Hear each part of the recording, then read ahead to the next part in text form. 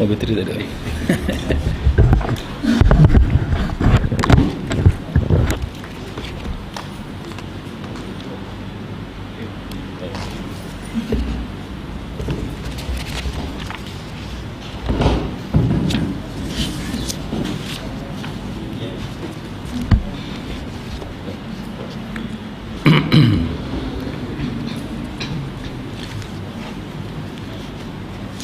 السلام عليكم ورحمة الله وبركاته.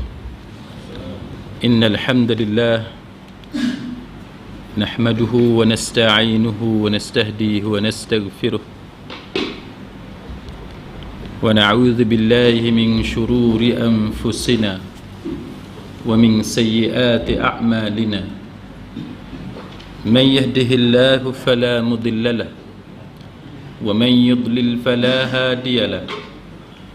أشهد أن لا إله إلا الله وحده لا شريك له وأشهد أن محمدا عبده ورسوله. اللهم صل وسلم على محمد وعلى آله وصحبه والتابعين بإحسان إلى يوم الدين. وبعد. Rabbi syarah li sadri, wahai Tuhanku, lapangkanlah dadaku ini. Wa yassir li amri, dan permudahkanlah urusanku. Wahlul 'uqdatan min lisani, dan uraikanlah kekeluhan lidahku. Yafqahu qawli, supaya mereka memahami kata-kataku ini. Yang dihormati lagi dimuliakan Tuan Imam, ahli jawatan kuasa masjid, seterusnya tuan-tuan, perempuan sedang hadirin mukminin, mudah-mudahan dirahmati dan diberkati oleh Allah Subhanahu wa taala. Pada malam ni kita akan sambung perbahasan kita berdasarkan fiqh manhaji. Pada malam ni tajuknya adalah berkenaan dengan wuduk, dan saya akan bawa perbincangan ini. Yang pertamanya kita melihat bagaimana wuduk itu berdasarkan kepada kitab fiqh manhaji yang menjadi teks pengajian kita pada malam ni. Dan fiqh manhaji sebagaimana yang tuan-tuan sedia maklum, ia adalah berdasarkan kepada mazhab Imam Syafi'i rahimahullahu ta'ala. Tapi pada masa yang sama, saya nak bawakan perbandingan dengan satu lagi ulama dalam mazhab Syafi'i, ulama yang terkenal dalam mazhab Syafi'i yang juga tidak asing dalam masyarakat kita, iaitu Al-Imam Al-Ghazali rahimahullahu taala. Kita nak tengok dari sudut perbandingan macam mana fiqh manhaji yang kita belajar pada malam ini, dan bagaimana pula ulasan oleh Al-Imam Al-Ghazali rahimahullahu taala. Bagi tuan-tuan yang ingin merujuk, bolehlah merujuk tata cara wuduk mengikut Imam Al-Ghazali rahimahullahu ta'ala dalam kitab Ihya Ulumuddin. Kemudian nanti kita akan tengok pula bagaimana hadis-hadis Nabi sallallahu alaihi wasallam sebagaimana yang diulas oleh para ulama yang lain, supaya bila tuan-tuan tengok wuduk itu, tuan-tuan boleh tengok daripada pelbagai perspektif. Satu perspektif kitab kita malam ni, iaitu fiqh manhaji oleh Syekh Mustafa Al-Khin, Syekh Mustafa Bora, dan juga oleh Syekh Ali Asy-Syarbaji. Kemudian kita boleh tengok dari sudut pandangan Al-Imam Al-Ghazali rahimahullahu ta'ala sebagaimana dalam Ihya Ulumuddin, dan kemudian kita boleh tengok berdasarkan riwayat-riwayat yang sahih yang diulas oleh para ulama yang lain. Jadi kita akan nampak pelbagai sudut. Baik tuan-tuan sekalian, saya ringkaskan cerita kita berdasarkan kepada tulisan dalam fiqh manhaji, sebab dulu pun kita dah ada sentuh sedikit. Iaitu yang pertamanya, kalau tuan-tuan tengok dalil yang digunakan, nombor satu adalah surah Al-Maidah yang ke-6, ayat yang ke-6, iaitu 4 anggota wuduk. Yang ni adalah 4 anggota wuduk yang merupakan rukun. Maknanya kalau 4 anggota wuduk ini kita tercicir ataupun kita tidak melakukannya, maka tidak sah wuduk kita berkenaan. Kalau tuan-tuan tengok dalam surah Al-Maidah ayat yang ke-6 itu, a'udzubillahi minasyaitonir rajim. Ya ayyuhalladzina amanu idza qumtum ilas salah faghsilu wujuhakum wa aydiyakum ilal marafiq wamsahu biru'usikum wa arjulakum ilal ka'bain. Apa maksud dia? Wahai orang-orang yang beriman, idza qumtum ilas salah, maka apabila kamu hendak mengerjakan solat, maka faghsilu, maka basuhlah wujuhakum wa aydiyakum ilal marafiq, basuhlah muka dan tangan kamu sampai ke siku.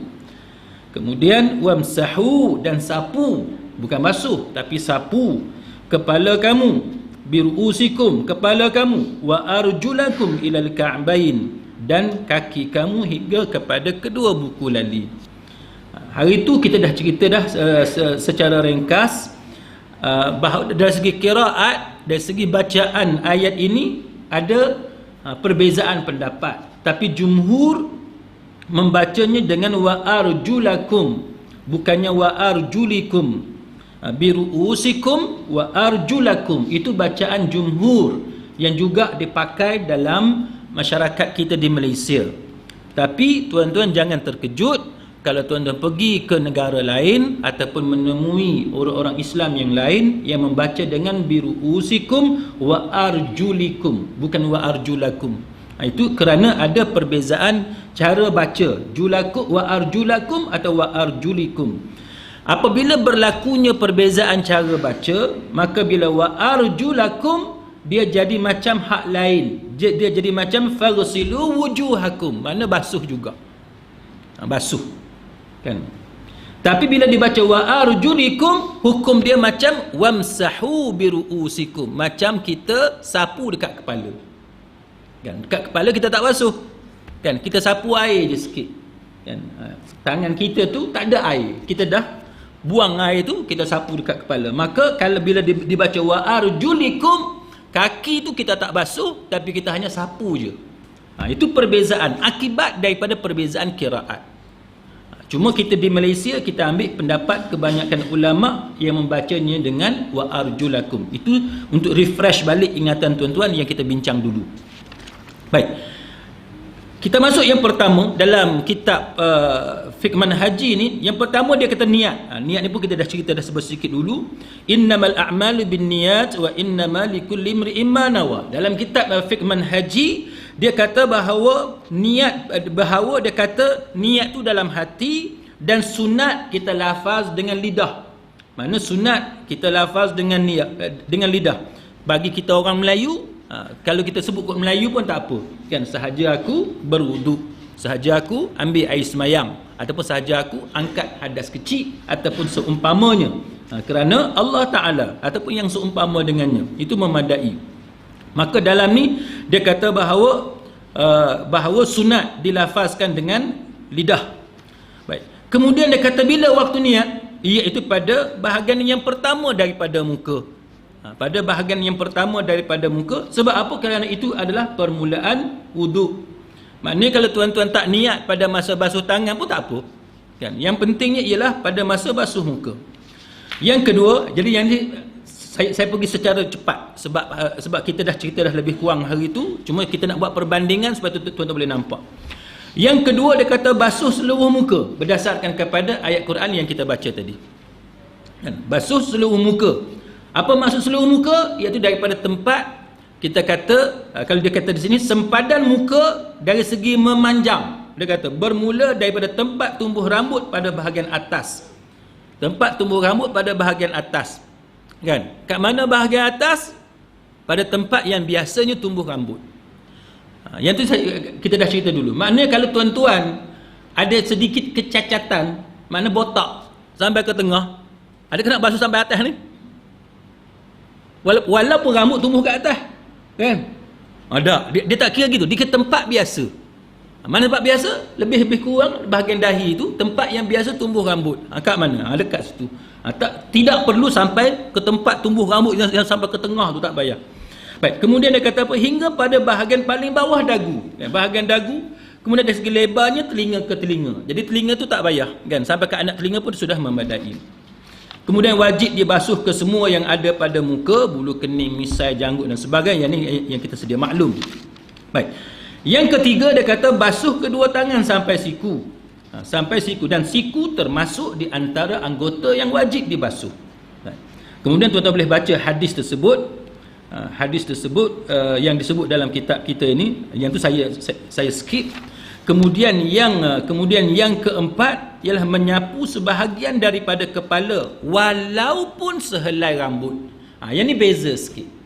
Bagi kita yang belajar mazhab Syafi'i di Malaysia, kita telah diajar bahawa qaul mu'tamad dalam mazhab Syafi'i ialah 3 helai rambut. Sekurang-kurang 3 helai rambut. Kan? Tapi dalam fiqh manhaji disebut sehelai rambut. Ini ada sedikit perbezaan lah. Tapi tuan-tuan tak payahlah ikut literal. Tak? Nanti pergi kat kolah, pergi ambil selai, dia pergi basuh selai. Ya. Dia nak cerita dari segi fiqh. Nak cerita dari segi fiqh, maknanya kalau basuh selai rambut pun sah. Berdasarkan ni, kitab kita malam ni, fiqh manhaji, yang mana dia kata selai rambut pun sah.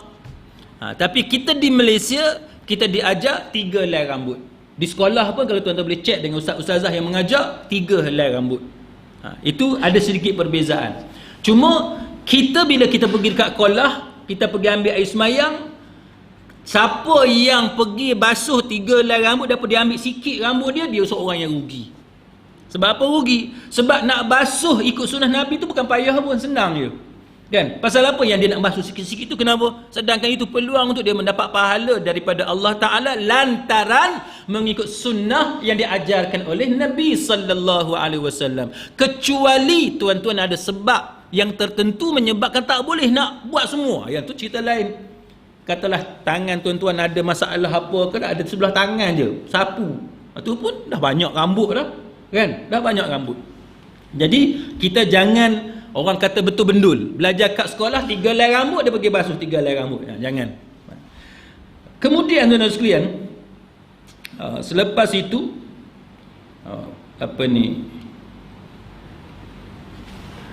yang kelima membasuh, yang tadi kita kata menyapu sebahagian daripada kepala walaupun sehelai rambut.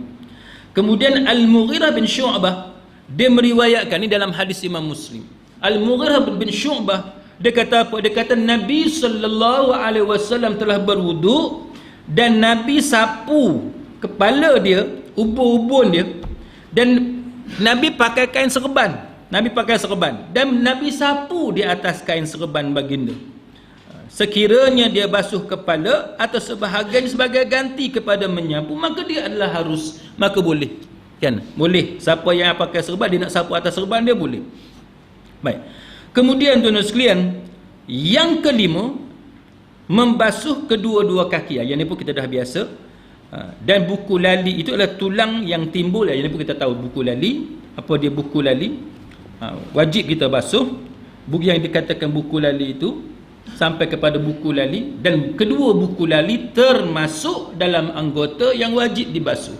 Siapa yang ambil wuduk, dia setakat buku lali dia tak basuh, maka tidak sah cara basuhan dia tersebut. Tidak sah cara basuhan tersebut. Dan sebahagian, kalau tuan-tuan tengok, sebahagian ulama menyatakan bahawa sampai ke betis. Sebagian ulama sampai ke betis sebab berdasarkan kepada hadis Abu Hurairah disebut bahawa dia sampai ke betis. Nanti tuan-tuan pergi tengok orang luar negara, dia basuh tu sampai ke betis, dia pelebih daripada buku lali tu sampai ke betis, sebahagian daripada betis dia. Tuan-tuan boleh tengok. Jadi sebab ada riwayat yang menyatakan sedemikian.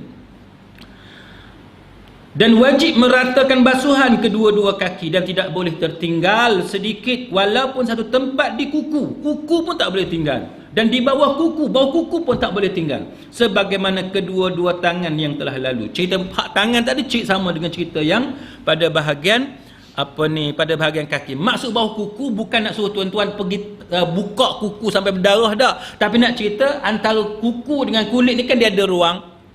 Yang tu maksud dia. Mana sekadar kita basuh, kita gosok lagu tu dah memadai. kan, dah memadai. Jangan pula tuan-tuan korek. Itu menyusahkan diri, merosakkan tubuh badan kita yang tu dilarang dalam agama. Jangan buat kerja lagu tu. Memadai, sekira-kira kita tengok bawah kuku dia lalu air, sudah cukup. Baik. Kemudian tuan-tuan, yang keenam, dia kata tertib dalam melakukan rukun-rukun yang disebutkan. Tertib ni tuan-tuan sekalian, kalau tuan-tuan tengok, memang ada sebahagian mazhab termasuk kalam daripada Imam Abu Hanifah yang kata tak wajib tertib. Yang ni kita pernah cerita dulu. Kalau tuan-tuan siapa-siapa yang ikut kuliah yang dulu, kita dah pernah cerita kenapa Imam Abu Hanifah, ada pun sebahagian daripada ulama Hanafiyah yang bersetuju dengan pendapat Imam Abu Hanifah, dia kata tertib tak wajib. Sebab dia kata berdasarkan kepada perkataan wa itu. Kan, wa itu bukannya wa yang bukan menunjukkan tertib, bukan menunjukkan tertib, tapi dia kata bahawa oleh kerana waw itu tidak menunjukkan kepada tertib, maka dia kata boleh kita mendahulukan mana-mana anggota. Tetapi jumhur ulama tak bersetuju ataupun bertentangan dengan pendapat Imam Abu Hanifah, yang mana jumhur ulama termasuk mazhab Imam Syafi'i rahimahullahu ta'ala mengatakan bahawa hadis-hadis yang menceritakan kepelbagaian cara Nabi ambil air semayang. Nabi ambil semayang macam-macam cara. Termasuk ada basuh sekali, ada basuh 2 kali, ada basuh 3 kali. Macam-macam cara Nabi ambil semayang. Semua tu menunjukkan bahawa boleh kita nak basuh cara tertentu dengan tak mau basuh cara tertentu kerana Nabi dah tunjuk. Tapi semua hadis-hadis yang sampai kepada kita, tuan-tuan sekalian, semua hadis yang sampai kepada kita ni, maksud yang sampai kepada para ulama mendapati bahawa tidak ada satu pun hadis pasal wuduk yang sampai kepada para ulama yang menunjukkan bahawa Nabi pergi buat anggota lain dulu kemudian baru anggota lain. Tak. Nabi buat ikut turutan tadi. Oleh kerana semua hadis-hadis itu Nabi buat ikut turutan, menyebabkan jumhur ulama berpendapat bahawa tertib adalah wajib. Siapa yang pandai-pandai pergi ikut Imam Abu Hanifah kan? Kalau ikut jumhur lah, kalau ikut jumhur tak sah, kecuali dia memang mazhab Hanafi, yang tu tak apalah, kita hormat. Kerana dalam masalah mazhab ni dia macam-macam. Tapi berdasarkan pendapat jumhur termasuk mazhab Imam Syafi'i, tidak sah siapa-siapa yang mendahulukan anggota badan yang lain.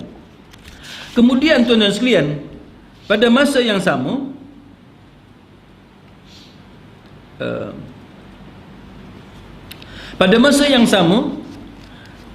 timbul masalah apa yang dipanggil sebagai muwalat.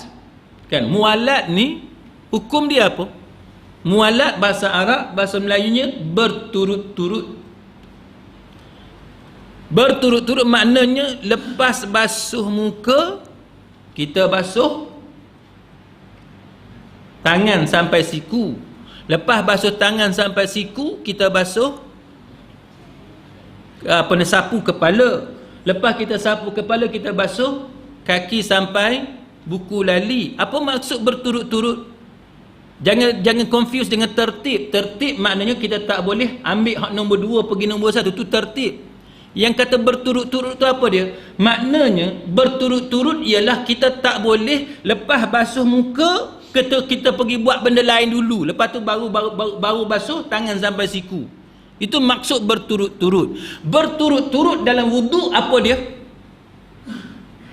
Dalam mazhab Imam Syafi'i, dalam mazhab Imam Syafi'i, kalau tuan-tuan tengok pengajian kita ni, teks kita ni, fiqh manhaji, dia kata bahawa yang dikatakan berturut-turut itu ialah selama mana anggota wuduk yang dibasuh tidak kering.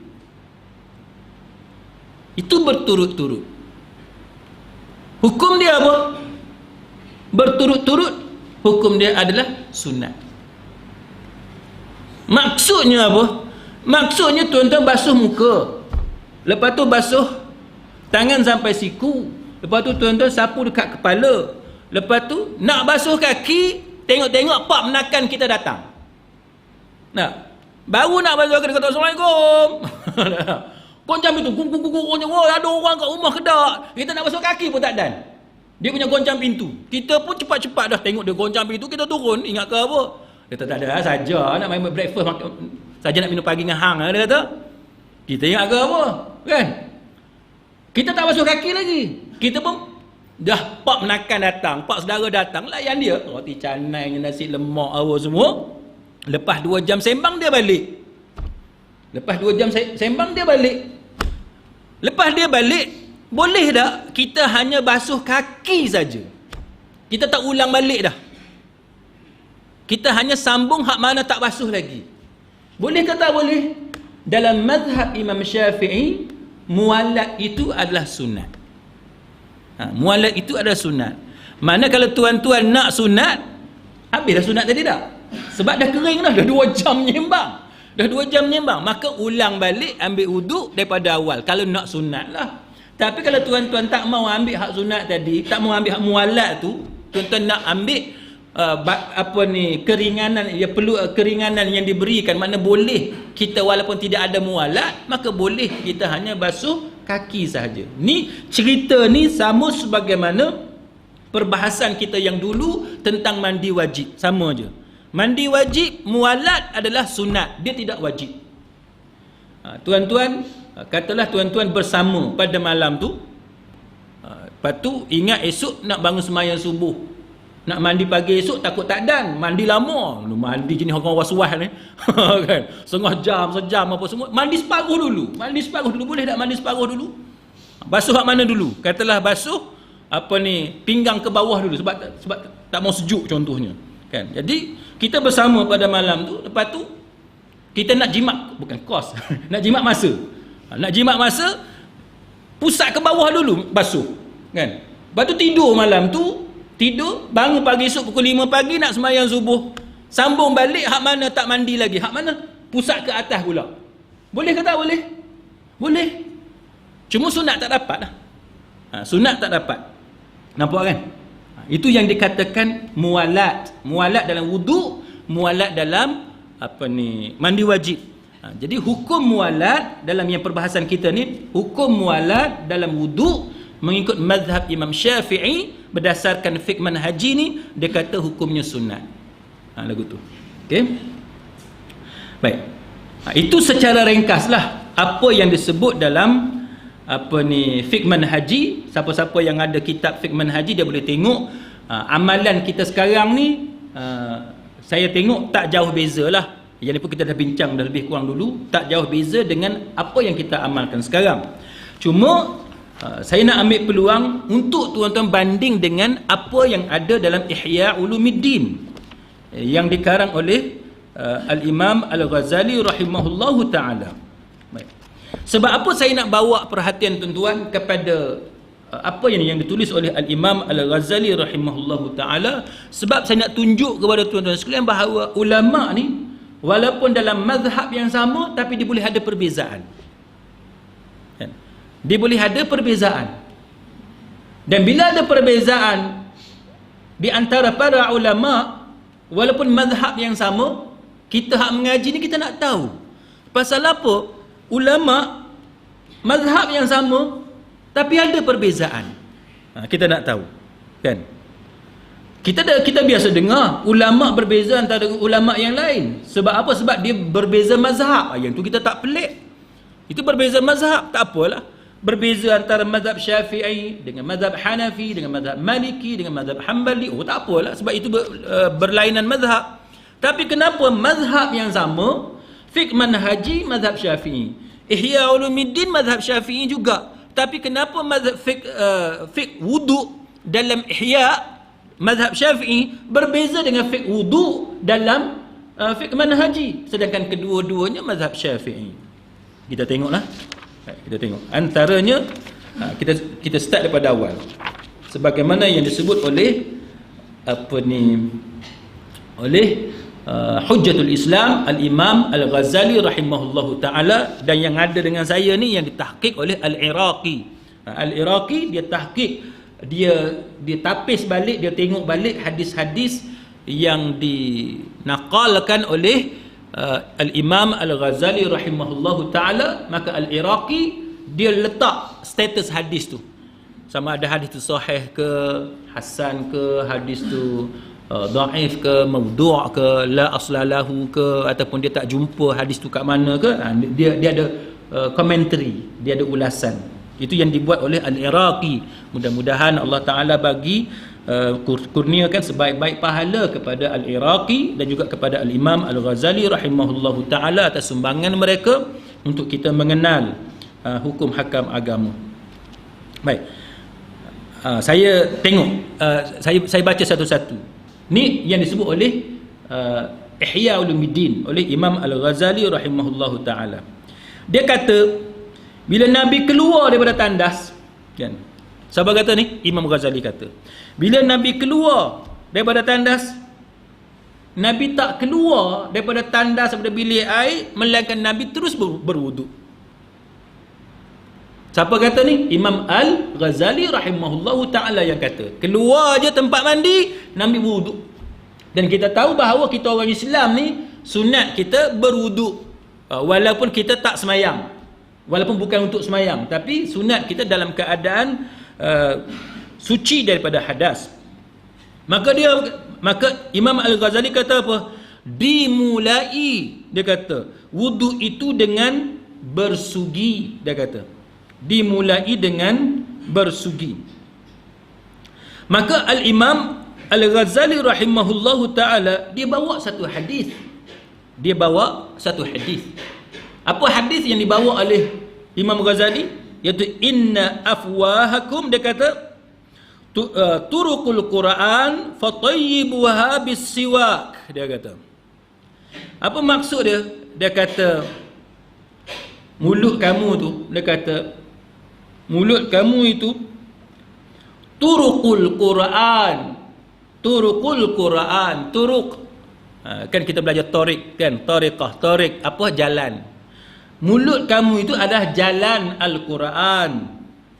Fatayyibuha bis-siwak, maka buatlah dia elok-elok, kan?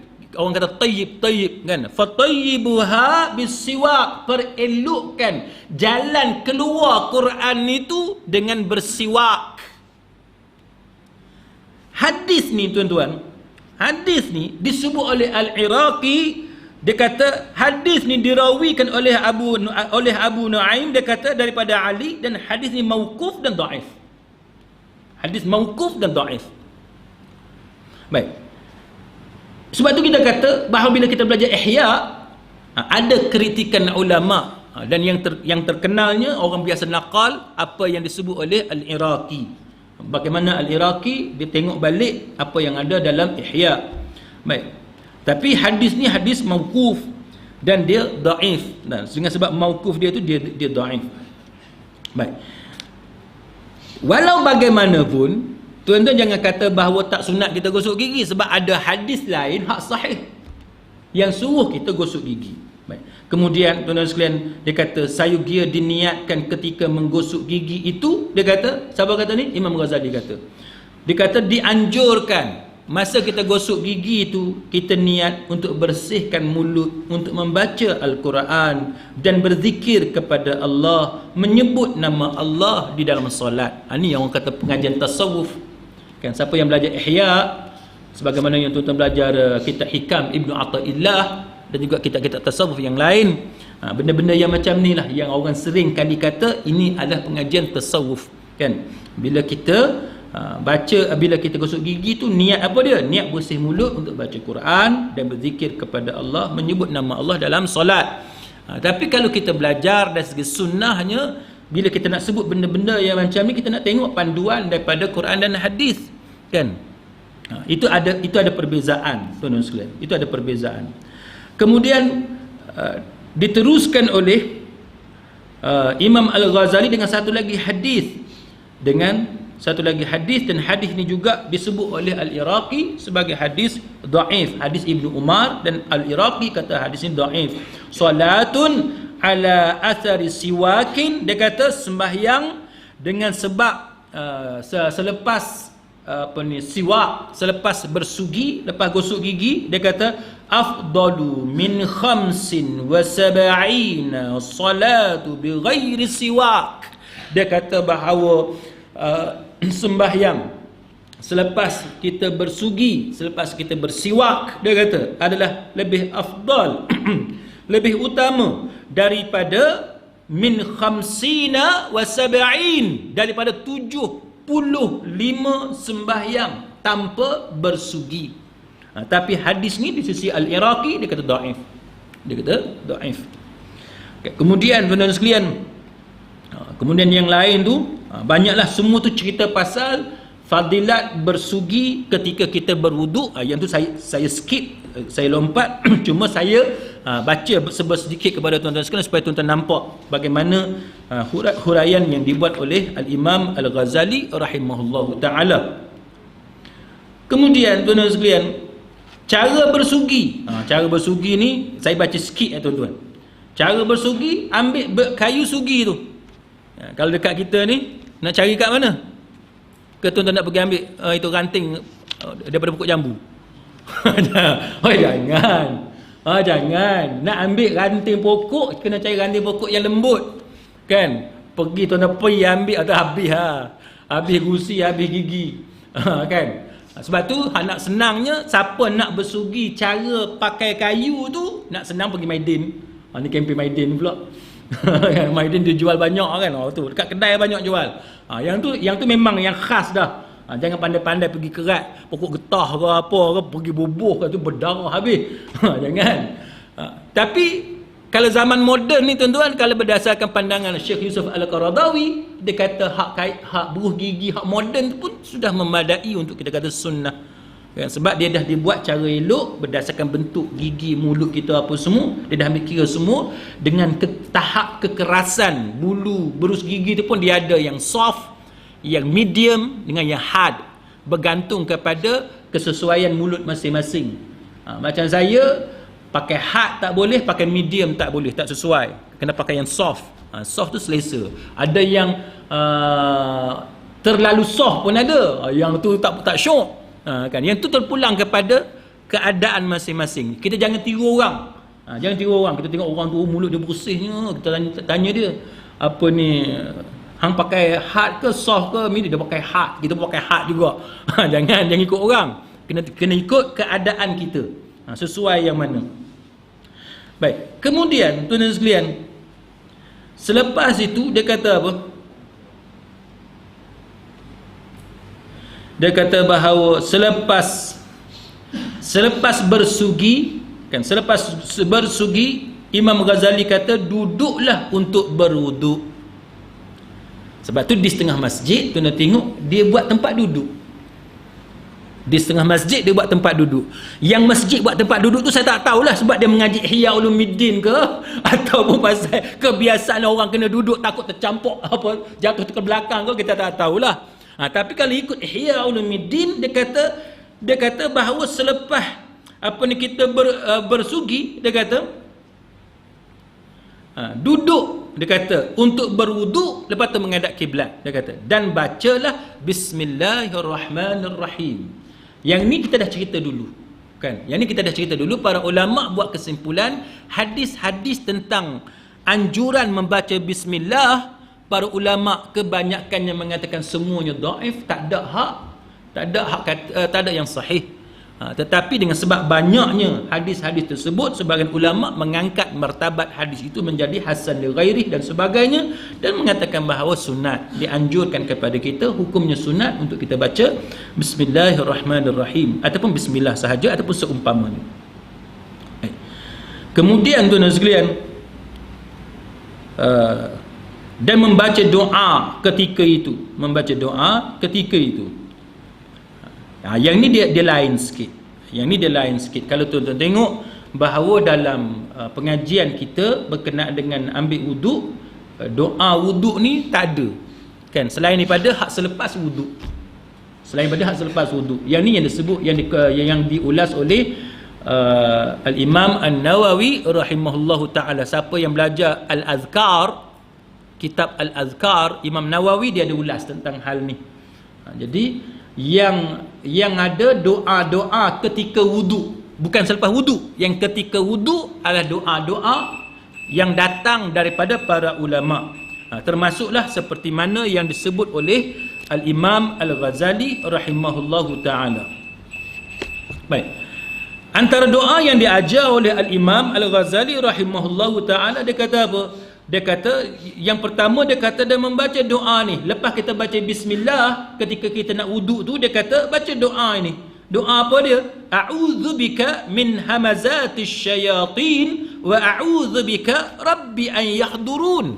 Ini doa yang diajar oleh Al-Imam Al-Ghazali. Jadi kalau tuan-tuan dengar ada orang baca doa ni, kita tahu orang tu dia baca doa tu yang diambil daripada Ihya Ulumuddin. Kan? Walaupun mungkin dia tak tahu pun. Kadang-kadang kita main hafal doa lah. Tengok dalam buku ada tak tahu doa mari kat mana, kita tak tahu. Tapi siapa yang belajar Ihya, bila dia dengar orang tersebut a'udzubika min hamazatis syayatin sampai habis, dia tahu bahawa itu adalah doa yang disebut oleh Al-Imam Al-Ghazali rahimahullahu ta'ala dalam Ihya Ulumuddin. Kemudian dia sebutlah basuh tangan 3 kali sebelum dimasukkan ke dalam tempat air. Yang ni cantik. Yang ni sesuai dengan hadis Nabi. Basuh tangan sebelum kita celup tangan kita dalam bekas air. Sebab yang tu ada riwayat daripada Nabi, sebab tangan kita tu tak tahu dia pergi ke mana. Bahasa kita sekarang, tak tahu tangan tu parking kat mana masa tidur. Kan? Ke tuan-tuan tahu? Tahu, kalau bubuh CCTV tahu. Kan record, bangun pagi esok tengok tangan pergi ke mana, tahu. Tapi kita tak tahu, memang kita tak tahu pun. Kita dah tidur, kita tak sedar tangan tu duduk garu apa, kita tak tahu. Itu maksud dia. Jadi Islam dia mengajar kepada kita tentang personal hygiene. Jaga kebersihan diri. Kebersihan diri ni tuan-tuan bukan sahaja basuh tangan. Semua benda lah. Pakaian tidur kita, janganlah sebulan pakaikan plekat tu baru basuh. Sebulan sekali dia basuhkan plekat. Sekali rendam tu mampu ikan-ikan dalam sungai. Jangan buat sampai tara tu. Pakai pakaian tidur ni tuan-tuan. Ni kalau nak cakap personal hygiene lah. Kan? Zaman moden sekarang kan. Zaman moden sekarang pakai sekali, once kita buka, basuh. Jangan pakai balik. Terutama pakaian dalam. Ni pakaian dalam pun seminggu sekali basuh. Berat tuan. Berat lagu tu. Kan? Jangan. Kan? Itu dari segi kebersihan. Sebab tu kita tengok orang tua pun bagus. Orang tua tuan-tuan, bila kita nak tidur pun dia ajar kita kebas. Kan? Kita kebas tempat tidur kan. Tempat tidur tu dengan habuknya, dengan hama, dengan apa benda kita tak tahu, dengan semut, dengan apa. Orang tua dulu bagus tuan-tuan, dia ajar kita tepuk bantal apa semua. Pakai guna selimut ke kain ke, kita kebas dulu tempat tidur supaya debu-debu yang ada tadi kita bersihkan. Itu satu benda yang bagus. Itu satu benda yang kita panggil sebagai kebersihan. Kebersihan diri kita, pakaian, tempat tidur dan sebagainya. Jadi sama juga bila kita ambil wuduk, basuh tangan 3 kali sebelum kita celup dalam tempat air. Sebelum kita celup ke dalam tempat air. Yang ni nanti kita ada perbahasan panjang lebar, tetapi tak sempat kita nak cerita yang tu. Cuma saya nak habiskan dulu yang disebut oleh Al-Imam Al-Ghazali rahimahullahu ta'ala. Baik, kemudian dia kata tuan-tuan sekalian, dia kata bahawa bila kita masukkan tapak tangan kita kita masuk dalam bekas air, dia kata baca doa. Ada lagi doa. Kan? Ada lagi doa. Ini yang disebut dalam Ihya. Dia kata Allahumma inni as'alukal yumna wal barakata wa a'udzubika. Dia kata dia kata ya Allah ya Tuhanku, Allahumma inni as'alukal yumna. Dia kata wal barakah. Dia kata ya Allah ya Tuhanku, aku mohon kepadamu kebahagiaan dan keberkatan, dan aku berlindung dengan Engkau daripada kecelakaan dan kebinasaan. Ini semua doa-doa yang kalau tuan-tuan tengok, dia tidak bersumberkan kepada riwayat-riwayat yang sahih, tapi siapa yang belajar Ihya, dia akan jumpa doa-doa ini. Baik, kemudian dia kata kita niatkan angkat hadas atau membolehkan solat dan sebagainya, dan mengekalkan niat itu sampai kepada basuh muka. Maknanya dalam kitab Ihya dia ajar kepada kita niat tu start daripada mula-mula sekali celup tangan tu. Start kita basuh tangan, celup tangan tu start daripada situ, dan kekalkan niat itu sampai kepada basuh muka. Baik, untuk pengetahuan tuan-tuan, apa yang bagusnya, sama ada kita sedar ataupun tidak, dia mengajar kepada kita fokus. Dia mengajar kepada kita fokus. Dan bila kita fokus, yang ni dia akan menghindarkan kita daripada was-was.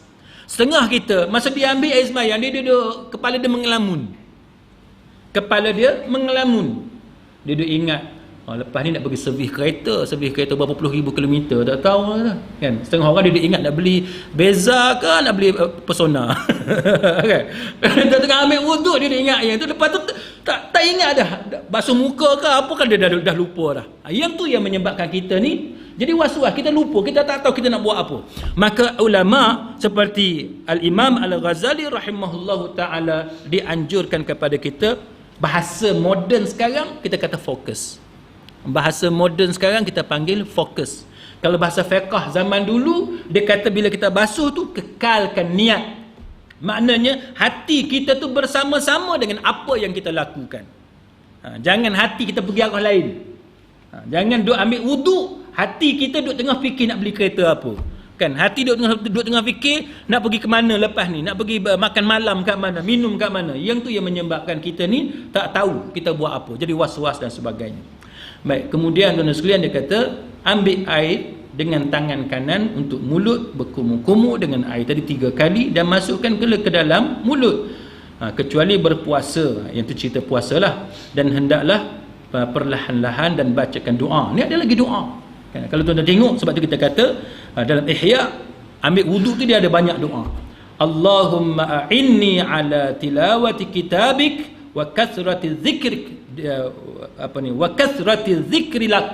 Dia kata doa ni kata apa? Allahumma a'inni, ya Allah ya Tuhanku, tolonglah aku, a'inni, tolonglah aku, ala tilawati kitabik, untuk baca kitab engkau. Apa dia kitab engkau? Al-Quran. Tolonglah aku untuk baca Quran, dan juga wa kathratiz dzikri lak, dan juga memperbanyakkan zikir kepada engkau. Ini semua doa-doa yang disebut dalam Ihya, tapi tak ada dalam fiqh manhaji kita. Sebab apa tak ada dalam fiqh manhaji? Sebab doa ni dia tidak bersumberkan riwayat yang sahih daripada Nabi sallallahu alaihi wasallam. Maknanya dari segi tapisan itu kitab fiqh manhaji kita dia letak kat tepi yang bab doa ni, sebab doa ni tak ada daripada ni. Ini dia datang daripada para ulama tanpa ada riwayat yang sahih daripada Nabi sallallahu alaihi wasallam. Baik. Kemudian ambil air lagi untuk hidung dan masukkan ke dalam hidung 3 kali dan naikkan air itu dengan nafas hingga ke rongga hidung dan mengeluarkan apa yang ada dalam rongga hidung, keluarkan semua, kan?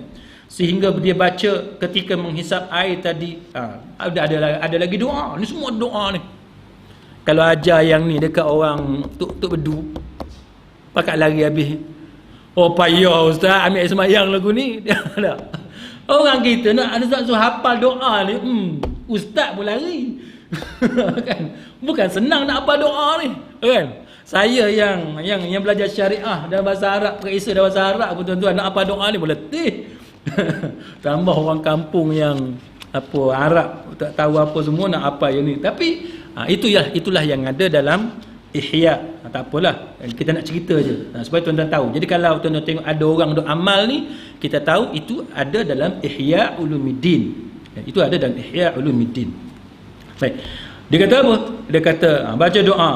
Doa apa dia? Ya Allah ya Tuhanku, adakanlah untuk aku bau syurga masuk dalam hidung tu. Bila kita basuh hidung kita tu, dia nak bau syurga. Tu doa-doa tu yang Imam Ghazali ajar. Kan, Allahumma aujidli raihatal jannah, wujudkanlah, bagi kepada aku ni, wujudkanlah supaya aku ni boleh bau syurga. Bila kita hisap air kat hidung tu. Lepas tu dia kata wa anta anni rad, dia kata wa anta anni radin, dia kata, dan dia kata adakanlah untuk aku bau syurga dan engkau rela, engkau redha kepada aku. Itu dia. Ni yang kata pengajian tasawuf, kan. Dia semua perbuatan wuduk tu dia kait dengan doa, dan doa tu dia ada kaitan dengan anggota-anggota yang dibasuh. Maknanya kebersamaan hati itu dengan amalan-amalan fizikal. Itu yang dia ajar dalam kitab-kitab tasawuf. Saya sekadar nak biasakan tuan-tuan dengan pengajian tasawuf. Baik. Kemudian dia kata, dan ketika mengeluarkan kotoran dalam hidung, bila kita hisap, kan, Ni nak keluar pula. Tu saya kata, letih nak tuan-tuan nak hafal doa ni. Kan? Nak hafal doa yang isap hidung tu pun dah tak larat. Ni nak keluarkan pula air tu. Ada lagi doa. Apa dia doa dia? Allahumma inni a'udzubika min rawaih. Dia kata, min rawaihin nar wa min su'id dar. Doa ni kata apa? Allahumma inni a'udzubika, ya Allah ya Tuhanku, aku berlindung dengan Engkau. Berlindung daripada apa? Daripada min rawaihin nar, daripada bau neraka. Bukan sahaja tak mau masuk dalam neraka, tapi Imam Al-Ghazali dia ajar dalam kitab Ihya, bau neraka pun tak mau. Mana jauh-jauh lagi tak mau dekat dah, tak mau dekat dengan api neraka. Ni dalam kitab Ihya dia ajar macam tu. Wa min su'id dar, dan daripada buruknya tempat kita tinggal, daripada negeri tempat kampung yang kita duduk ni, kita minta kepada Allah supaya dilindungi daripada keburukan. Tuan-tuan duduk kat Tok Bedu, kampung Tok Bedu, minta dengan Allah supaya Allah Ta'ala jauhi keburukan kampung Tok Bedu. Apa keburukan kampung Tok Bedu? Saya pun tak tahu. Banjir. Hari tu tenggelam dah kan dulu, tahun berapa, tahun 2003. Lama kan, cerita lama kan. Tu air melintah besar, air melintah kecil. Pasal apa nama air melintah? Rupa-rupanya memang melintah sungguh. Dia melintah sungguh habis. Kan? Tak kira lah banjir ke, kejahatan manusia ke, dalam taman kita tuan-tuan duduk dekat Kuala Lumpur, orang kaya belaka. Kan? Rumah semua 2 juta, 3 juta, 2 juta, 3 juta. Kan? Tapi jiran tetangga jahat contohnya. Doa-doa macam ni lah. Tapi doa ni dia tidak bersumberkan kepada riwayat yang sahih daripada Nabi. Dia datang daripada Al-Imam Al-Ghazali rahimahullahu ta'ala. Doa macam ni tuan-tuan nak amal boleh, tak mau amal tak apa. Cuma sebahagian ulama' disuruh kita hati-hati sebab kita tak mau mewujudkan ibadat baru. Seolah-olah kita ni menambahkan ibadah yang telah diajar oleh Nabi sallallahu alaihi wasallam. Tapi kalau tuan-tuan nak ambil peluang keluasan waktu berdoa, doa ni bila-bila masa boleh, tuan-tuan nak ambil peluang keluasan berdoa, fadal. Kan? Boleh. Tapi dibimbangi yang tu. Takut kita ni mewujudkan satu amal ibadat baru. Sebab tu kita kena hati-hati. Doa bila-bila masa boleh. Ya. Baik, sebab itu para ulama ada perbezaan pendapat tentang mengamalkan doa ketika kita berwudu. Tapi dalam kitab fiqh manhaji tak ada. Kitab fiqh manhaji dia lebih murni, mana dia letak kat tepi yang bab-bab doa. Tak ada yang tu, tak ada. Tapi dalam Ihya dia ada. Kemudian dia kata mana tadi?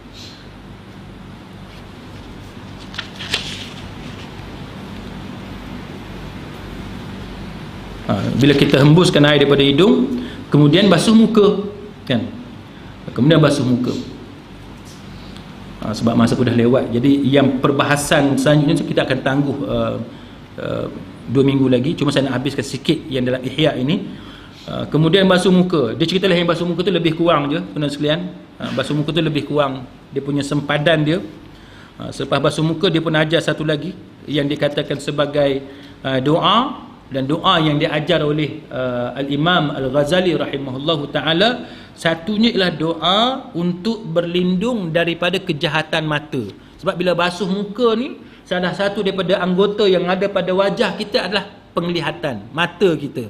Maka bila kita basuh wajah kita, salah satunya yang kita nak jaga sangat-sangat mata ni. Mata ni suka sangat tengok benda yang tak elok. Kan? Tuan-tuan buka TV sikit lagi keluarlah artis. Mesti nak tengok walaupun baru balik kuliah. balik kuliah, kopiah dah atas kepala lagi, tak buka lagi tu dia duduk kat depan.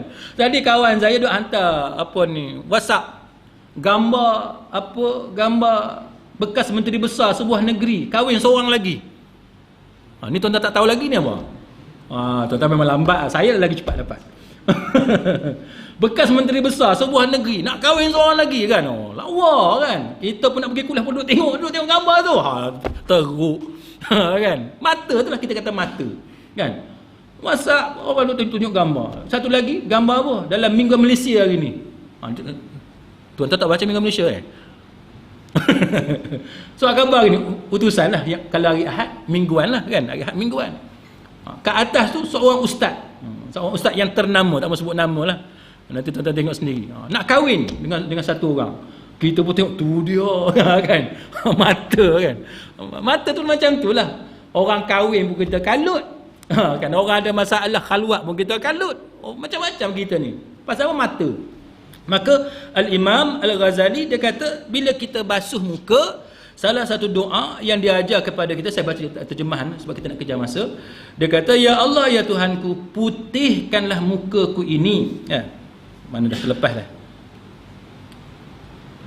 Dia kata, dan bercita-cita dengan penuh pengharapan ketika itu. Bila basuh muka tu, dia kata kita kena ada cita-cita. Bila kita basuh muka, supaya bila kita basuh tu, kita basuh sekali dengan kesalahan yang ada pada mata.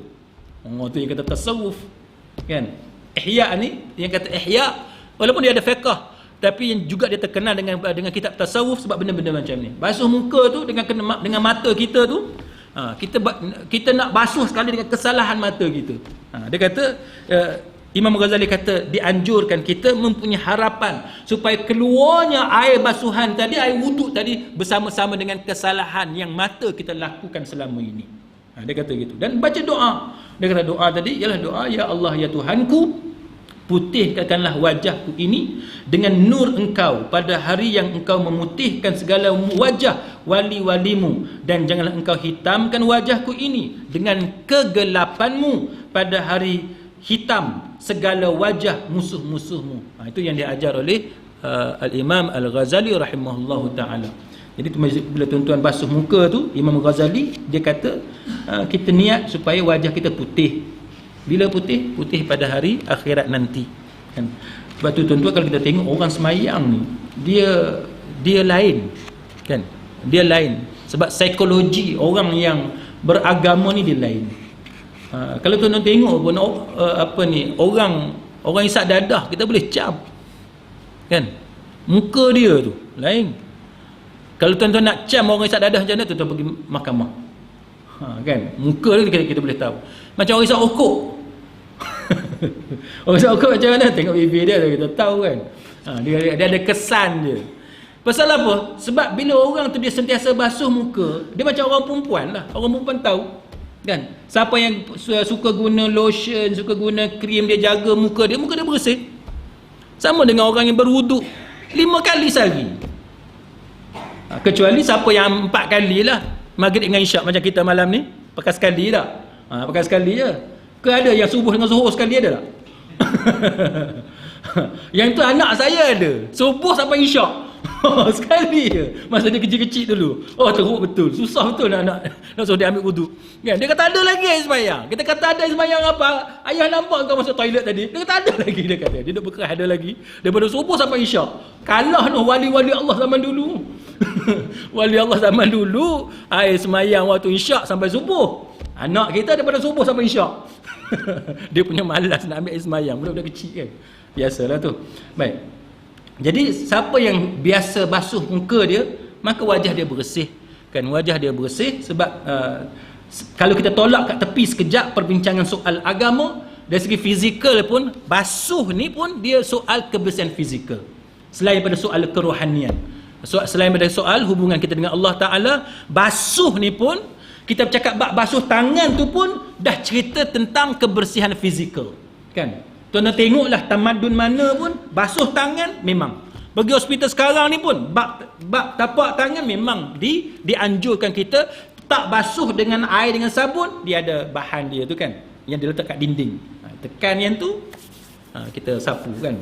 Sebab masalah kuman, kotoran dan sebagainya. Nak tengok orang sakit, nak lepas keluar daripada tengok orang sakit dan sebagainya, sama. Maka kita basuh tangan kita, kita basuh wajah kita seolah kita berkumur, masuk air dalam hidung dan sebagainya, termasuk basuh kaki. Itu semua tempat-tempat yang mudah terdedah kepada kekotoran. Mudah terdedah kepada kekotoran. Itu keindahan Islam yang ada, tuan-tuan sekalian. Lepas tu dia anjurkan kepada kita basuh mulai dengan tangan kanan. Ada lagi doa, tuan-tuan sekalian, yang ni saya skip lah. Basuh tangan kiri pula ada juga doa dia. Ada juga doa dia. Saya baca sikit lah. Basuh tangan kanan sampai ke siku. Ya Allah ya Tuhanku.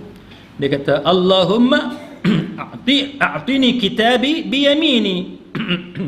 Dia kata, ya Allah, ya Tuhanku, berikanlah kepada aku kitabku pada tangan kananku. Kitab amalan kita pada tangan kanan. Dan dia kata, wahasibni hisaban yasira, dan bicarakanlah, hitunglah kiraan amalanku dengan kiraan yang mudah. Supaya kita tidak diseksa oleh Allah Ta'ala. Bahasa tangan kiri pun dia ada doa dia. Dan kemudian bila basuh kepala, bukan basuh, sapu, bila sapu kepala, digunakan kedua-dua tapak tangan. Dan Imam Ghazali disebut dengan jelas dalam Ihya, bila kita guna dua tapak tangan, Imam Ghazali sebut, dia kata dipertemukan kedua-dua anak jari, kedua tangan yang kanan dan kiri dipertemukan, kan? Dipertemukan, mana kita cantumkan tangan, tapak tangan kita, sapu. Itu yang disebut dalam Ihya. Dan dia kata bahawa bila kita letak kat depan, kita tarik ke belakang, kemudian dikembalikan semula ke depan. Yang ni kita ada cerita hari tu. Imam Ghazali pun sama. Dia kata benda yang sama, letak tangan kedua, guna dua tapak tangan, pergi ke belakang, balik pagi ke depan. Sebab tu kita kata, siapa yang dekat kolah tu, dia ambil air semayang dengan cara macam tu, atau dengan cara tepuk macam tu, yang tu mazhab Syafi'i pun tak, hak Nabi buat pun tak. Mazhab Syafi'i dia cuma kata 3 helai rambut, ataupun dalam kitab fiqh manhaji kata sehelai rambut, itu sekurang-kurangnya. Tapi yang dianjurkan kepada kita dalam mazhab Syafi'i, dan juga riwayat yang sahih daripada Nabi, dan juga kitab Ihya Ulumuddin, dia kata guna kedua-dua tapak tangan ke belakang dan juga ke depan. Hari tu kita dah cerita, ada satu lagi pendapat kata sekali je ke belakang, kan? Itu tak apalah. Tapi nak ceritanya, sekurang-kurangnya macam tu. Sama ada tuan-tuan pergi sekali ke belakang, ada pun tuan-tuan pergi ke belakang, lepas tu ke depan balik. Dalam kitab fiqh manhaji kita, dia mentarjihkan pendapat yang kata bila sapu kepala tu ialah dua, pergi ke belakang sekali, pergi ke depan pula. Itu dikatakan sekali. Sekali, dua. Yang tu kata sekali. Dan dalam yang kita kata, yang ditarjihkan oleh para ulama, kepala dia berbeza. Mazhab Syafi'i kata kena 3 kali. Mazhab Syafi'i yang ni sekali, lepas tu 2, kan? Lepas tu 3. Tapi sebahagian ulama kata tak. Kepala berbeza, kepala sekali je. Itu perbezaan antara pendapat Imam Syafi'i dengan pendapat ulama-ulama yang lain. Kemudian tuan-tuan sekalian, dia kata apa? Dia kata selepas selepas kepala, dia kata, dan ini dia kata sekali sapu. Sekali sapu tadilah, mana sekali ke belakang, sekali ke depan, itu sekali sapu, dan dibuat sebanyak 3 kali. Mana dalam mazhab Imam Ghazali dalam mazhab dia, dia kata bahawa 3 kali pada bahagian kepala. Jadi kalau tuan-tuan tengok dekat kolah, siapa yang buat 3 kali, mana dia mengikut mazhab Syafi'i sebagaimana dalam kitab fiqh manhaji, dan juga sebagaimana dalam Ihya Ulumuddin. Baik. Kemudian tuan-tuan sekalian, doa yang diajar, ya Allah, ya Tuhanku, tolonglah aku dengan rahmat Engkau, turunkan kepada aku segala keberkatan Engkau, lindungilah aku, naungilah aku di bawah naungan arasy Engkau pada hari yang tidak ada naungan selain daripada naungan Engkau. Itu antara doa yang diajar. Kemudian sapu kepada kedua telinga, kan, luar dan dalam, dengan air yang baru. Di sisi Imam Ghazali, telinga tu air yang baru. Sebab apa? Sebab ada ulama lain yang berpendapat bahawa air yang sama, tapi Imam Ghazali kata air yang baru. Baik.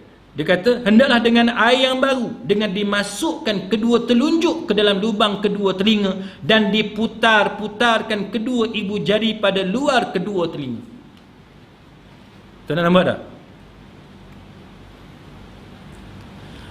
Gini, kalau tuan-tuan tengok jari telunjuk, lepas tu ibu jari belakang telinga, kan? Kalau tuan-tuan tengok orang tu dia buat macam tu, dia putar-putar macam tu, yang tu mazhab Imam Ghazali. Walaupun dia tak mengaji Ihya Ulumuddin pun. taklah dia mengaji kat mana, kan? Tapi kalau hak macam tu, yang tu Imam Ghazali. Lepas ni kena buat tunjuk, ni Imam Ghazali. Tapi kalau mazhab ahli hadis, Dia buat sekali je, letak sekali tu. Itu mazhab ahli hadis, aliran ahli hadis. Jadi kalau tuan-tuan dekat sekolah, dia buat sekali tu, oh ni mazhab ahli hadis ni. Kan? Buat banyak kali tu, oh ni Imam Ghazali ni. Padahal kebetulannya kan, kita tak tahulah dia mengaji kat mana. Tapi nak cerita yang tu, perbezaan. Bila tuan-tuan tengok perbezaan itu. Dan Imam Ghazali kata sama juga, diulang 3 kali. Dan baca doa juga. Baca doa juga ketika kita basuh telinga, mengikut Imam Ghazali. Dia kata, ya Allah, ya Tuhanku, jadikanlah aku sebahagian daripada mereka yang mendengar perkataan, maka mengikuti yang baik daripadanya. Yang mendengar perkataan, ikut hak baik. Mana perkataan jahat tak ikut. Kan? Ya Allah, ya Tuhanku, perdengarkan kepadaku seruan penyeru syurga bersama-sama dengan orang yang baik. Itu yang kata tasawuf. Kan? Dia minta doa benda-benda macam tu. Basuh telinga, ya Allah, biarlah telinga aku ni dengar seruan kepada ahli syurga. Dia benda-benda macam tu. Dia didik jiwa kita. Itu dalam Ihya. Kemudian disapukan leher. Yang ni berbeza dengan mazhab ahli hadis. Dalam mazhab ahli hadis tak ada sapu leher. Sama juga dengan fiqh manhaji. Kan? Sama dengan fiqh manhaji, tak ada sapu leher. Yang sapu leher ni, kalau tuan-tuan tengok dalam mazhab Syafi'i, ulama Syafi'i yang lain sebahagiannya tak setuju sapu leher. Sebab apa? Sebab hadis yang digunakan tentang sapu leher ni dia ada masalah sikit. Satunya, kalau betul sapu leher, hadis untuk paling kuat pun dhaif. Paling kuat pun dhaif. Ataupun sapu leher ni kerana salah faham tentang masalah basuh kepala, bukan basuh kepala, sapu kepala. Maksud belakang, maksud leher tu ialah kita sapu tu pergi ke leher. Maksud dia gitu. Bukannya sapu leher berasingan daripada kepala. Tuan nampak kan? Mana kita sapu pergi ke leher macam tu, pulang pusing balik ke depan. Itu maksud sapu kepala. Kena pada bahagian leher, belakang leher tu. Tapi Imam Ghazali kata tak. Maksud dia asing. Bila tuan sapu dekat kepala, lepas tu tuan sapu dekat telinga, lepas telinga tu leher pula. Mana Imam Ghazali dia asingkan. Jadi kalau tuan-tuan tengok orang dia sapu leher dengan air yang baru, itu mazhab Imam Ghazali rahimahullahu ta'ala. Baik. Kemudian dia kata lepas sapu leher, selepas dia berpegang kepada satu hadis. Hadis ni hadis Umar Al-Khattab yang diriwayatkan oleh Abu Mansur Ad-Dailami. Tapi hadis ni dhaif di sisi para ulama. Sebab tu para ulama dia tak jadikan itu sebagai hujjah. Tapi di sisi Imam Ghazali dia pakai yang ni, iaitu menyapu leher adalah menyelamatkan daripada rantai neraka pada hari kiamat. Jadi dengan sebab hadis dhaif ini, maka Imam Ghazali dia jadikan itu sebagai salah satu hujjah untuk mengatakan bahawa sunat kita sapu leher. Dan dia kata baca doa ini, ya Allah, ya Tuhanku, lepaskanlah leher aku daripada api neraka, dan aku berlindung dengan Engkau daripada rantai dan kalung api neraka. Kita ringkaskan cerita ni. Basuh kaki pula. Basuh kaki kanan 3 kali. Lepas tu kita guna jari, hak selang-seli jari tu, kita masukkan jari kita ke celah-celah jari. Dimulai dengan, dia kata, dan diselang-seli dengan tangan kiri. Basuh kaki yang kanan 3 kali dan diselang-seli dengan tangan kiri dari bawah jari-jari kanan. Nampak tak?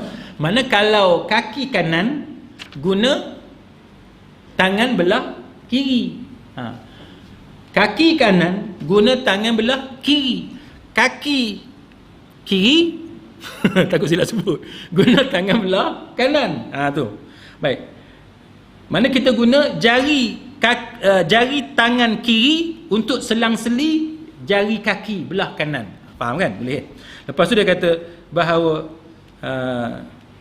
dan dimulai dengan jari kelingking dari kaki kanan. Mulai dengan jari kelingking. Ni Imam Ghazali kata.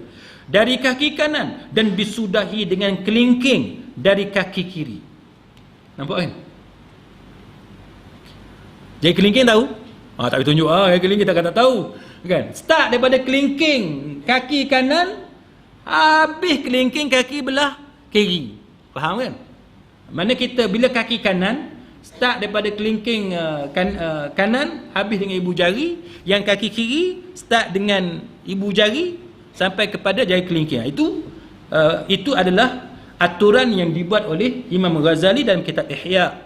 Dan dia kata baca doa, ya Allah ya Tuhanku, tetapkanlah tapakku ini di atas titian sirat, pada hari tergelincir segala tapak kaki ke dalam api neraka. Mana pada hari orang jahat tercampak, tergelincir di titian sirat dalam api neraka, selamatkanlah aku ni diselamatkan. Baca doa.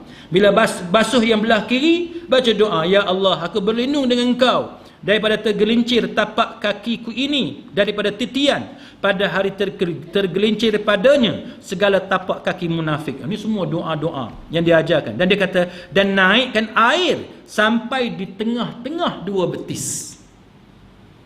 Kalau tuan-tuan nak suruh orang kata, tuan-tuan mengaji Ihya Ulumuddin, basuh sampai separuh betis kan? Nanti dekat ni, hang tengok ni aku basuh kaki je kan. Basuh kaki separuh betis. Bila tuan-tuan basuh kaki separuh betis, itu adalah aturan yang diajar oleh Al-Imam Al-Ghazali rahimahullahu ta'ala kan. Baik, kemudian lepas habis wuduk, maka angkat kepala ke arah langit. Angkat kepala ke arah langit. Siapa yang ajar ni? Imam Ghazali rahimahullahu ta'ala. Dia suruh kita angkat kepala ke arah langit. Hari ni orang kita kalau nak ikut Imam Ghazali lah, agak-agak tuan-tuan ramai dah orang angkat kepala arah langit. Sepanjang saya semayang di Tok Bedu ni, saya rasa tak ada kot mazhab Imam Ghazali ni. Tapi kalau ada orang kritik hadis-hadis Imam Ghazali, dia marah. Oh, ni apa, hina ulama ini gini. Padahal orang bukan kritik, orang bukan maki hamun Imam Ghazali. Orang cuma cerita macam mana Al-Iraqi menilai balik hadis-hadis yang ada dalam Ihya. Kalau engkau betul-betul nak pertahankan Imam Ghazali, engkau doa pun muka engkau kena mengarah ke arah langit. Itu yang diajar oleh Al-Imam Al-Ghazali rahimahullahu ta'ala. Tapi kita ni dengar nama je Imam Ghazali, apa ajaran Imam Ghazali kita tak pun ambil tahu pun sebenarnya. Jadi kalau tuan-tuan nak tahu ajaran Imam Ghazali, antaranya yang ni yang kita sebut tadi, daripada awal basuh tangan macam mana sampai kepada basuh kaki, sehinggalah berwuduk, sehingga baca doa wuduk. Dan dia kata hendaklah diangkat kepala ke arah langit. Kalau kita sekarang ni langit tak ada dah kan, ada silingnya. Ada siling lah. Siling tu kira langit lah, menghadap ke arah langit, mana ke atas. Kita berdoa ke arah atas, baca doa yang kita baca doa itulah, asyhadu an la ilaha illallah wahdahu la syarikalah wa asyhadu anna Muhammadan abduhu wa rasuluh dan sebagainya. Itu antara doa-doa. Tapi kalau tuan-tuan tengok dalam Ihya, dia lain sikit. Dalam Ihya dia lain apa? Dia kata doa dia, asyhadu an la ilaha illallah wahdahu la syarikalah wa asyhadu anna Muhammadan abduhu wa rasuluh subhanakallahumma wa bihamdik la ilaha illa anta amiltu su'an wa zalamtu nafsi, sampai habis. Kan panjang doa ni, tapi lebih kurang samalah, bukan kata beza sangat pun. Sebab lepas tu dia sebut seperti Allahumma ja'alni minat tawabin wa ja'alni minal mutatahhirin, yang kita duk baca kan, wa ja'alni min ibadikas salihin wa ja'alni abdan saburan syakuran wa ja'alni azkuruka katsiran, kan, sampai dan macam-macam doa yang disebut dalam Ihya. Jadi walau bagaimanapun, yang penting tuan-tuan sekalian, itulah sedikit apa yang ada dalam Ihya. Kalau tuan-tuan tengok yang dalam Ihya, walaupun dia mazhab Syafi'i, tapi dia berbeza dengan fiqh manhaji oleh Syekh Mustafa Khin, Syekh Mustafa Bora, Syekh Ali Asyarbaji. Walaupun sama-sama mazhab Syafi'i, tapi sekurang-kurangnya tuan-tuan pada malam ni tuan-tuan ada sedikit pendedahan adanya perbezaan di kalangan ulama Syafi'iyah. Mudah-mudahan ada manfaat di sisi Allah Subhanahu wa taala. Wallahu a'lam. Aqulu qawli hadza wa astaghfirullah al-azim li wa lakum. Wassalamu alaikum warahmatullahi wabarakatuh.